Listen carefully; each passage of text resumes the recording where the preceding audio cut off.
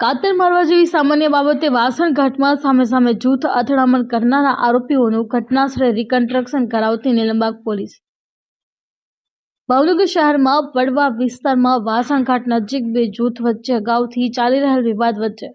બંને જૂથ દ્વારા સામે સામે હથિયારો વડે હુલ્લડ થાય તેવી જાણ થતાં જ નીલમબાગ પોલીસે તાત્કાલિક કાર્યવાહી કરી બંને પક્ષના અલ્તાફ ઉર્ફે અબ્બા ઇમરાનભાઈ કાદરી, અમન ઉર્ફે બાબુ હબીબાણી, ઇનાયત ઉર્ફે મેલી, ઇમ્તિયાઝભાઈ હબીબાણી, યાસીન ઉર્ફે માણિયો, કરીમભાઈ ઓબથાની, શકીલ ઉર્ફે બાબા બેલીન, દાનિશ ઉર્ફે ભોલુ, અબ્દુલ રજાકભાઈ કુરેશી, સાહિલ ઉર્ફે હસ્તી, જાહિદભાઈ સૈયદ, વાસિફ મજીદભાઈ ખોખર તેમજ કુવેજ ઉર્ફે માયા હરીફભાઈ મલેક,